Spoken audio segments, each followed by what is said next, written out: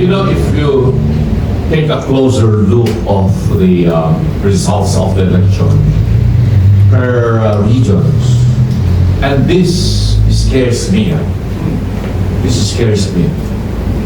I noticed the resurgence of the terrorist group, CPP, NPA, NPF, becoming much stronger here in Luzon. Kaya tignan nyo, yung naging resulta ng halalan.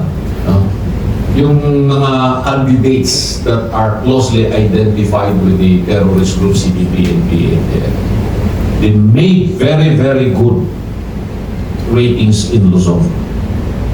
Kasi, ang dami rin nilang pera eh. Dami nilang ginastos eh. No? And they had very good exposure in schools. Umikot sila sa mga schools dito sa Luzon in particular. They were not able to do that in Visayas, Mindanao because they were neutralized by the Duterte group or the Duterte endorsement. Pero dito sila nag-concentrate at nakita mo. Grabe yung kanilang pag-aangat sa eleksyon na ito. Hindi yung biro. No? So tama yung sinasabi na talagang merong yan. Nagkaroon na ng sabwatan, nagkaroon na ng alliance, nagkaroon na ng agreement itong CPP, NPA, NPF with the administration. That's why they were able to freely campaign and come up with all this strongly worded campaign against the Dutertes. No? And kaya sila nakakuha ng ganyan karaming boto. No? So ito ang tignan natin ngayon. Bakit natin pinapagyan? I was happy with this COMELEC in its decision disqualifying a party list that was named as really affiliated with the terrorist group, CPP, NPA, kasi hanggang ngayon yung talagang label nila eh. They were called upon by the United States na terrorist organization to. At dito sa Pilipinas, hindi pa rin naaalis hanggang ngayon.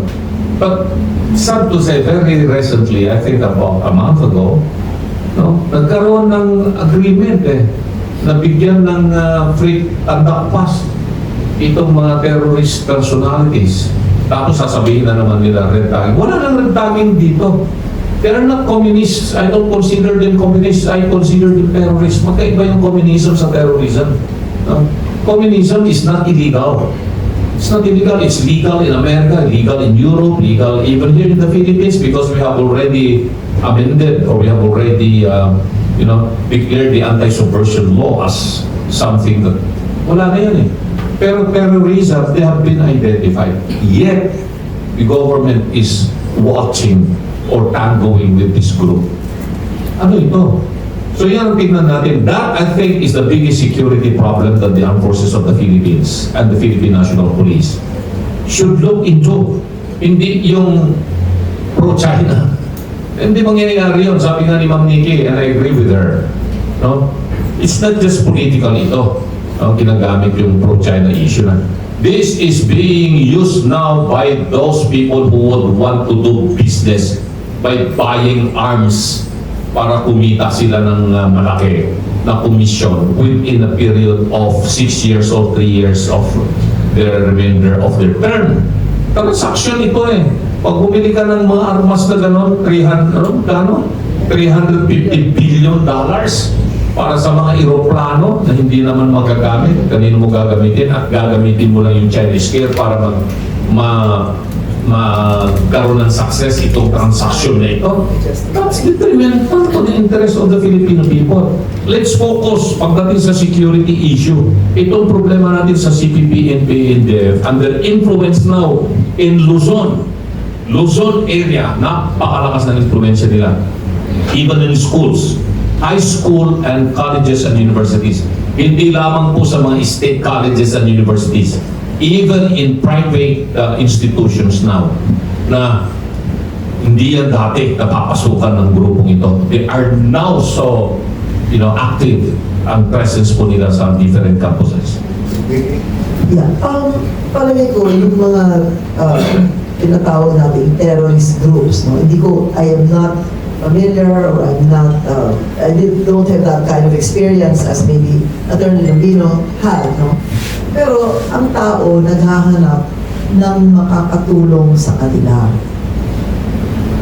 Remember that. Kaya kung lalago ang parallel government, tawagin na natin silang parallel government kasi baka doon sa lugar nila wala nang gobyerno eh. Hindi natin alam. No? So dahil yung tao magbibigay ng pagkain, tutulong, bakit? Hindi sila makakuha ng katarungan doon sa ating existing justice system. Maaaring hindi maaaring hindi sila makakuha ng kanilang hinahanap, kung trabaho man yan, kung pagkain yan, doon na lang sa mga magsasaka.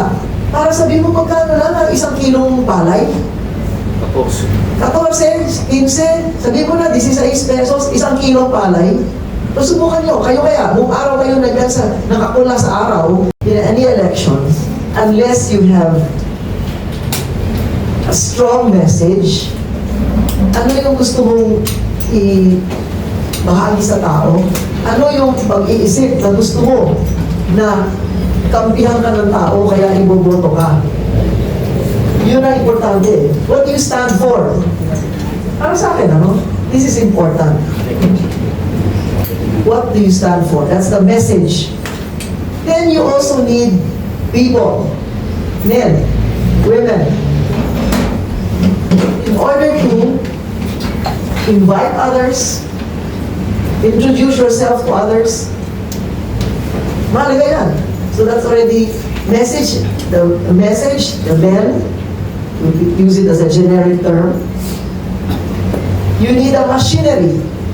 You need to organize all these people. Maraming ang tao, pag hindi organisado yan, hindi tatakbo yan, hindi aandar yan. So you need that organization, that machinery to carry you, to convert awareness into votes, to actually come to the polling place and shade your number and name para ma-convert yan, mabilang yan. Dahil kung marami lang ra, wala yun. Hindi nabibilang. Yung dami ng tao sa rally, hindi nabibilang. Kailangan madala mo yan sa presinto para maiboto ka. And money. Hindi tatakbo yung makinarya na yan. Unless kahit pa paano, meron ka man lang biskwit. And talking about biskwit, in some areas like in Makati, for example, nag-uulanan kahit subdivision. Sa mga subdivision, pumapasok yung mga tao para magbigay ng maraming biskwit sa bawat botante. May lista na yan, di ba?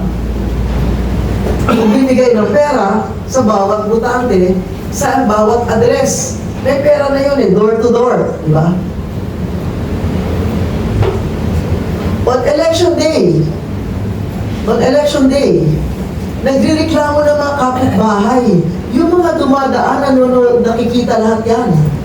Maski na nagda-drive ng tricycle, nakita, ano nangyari dito?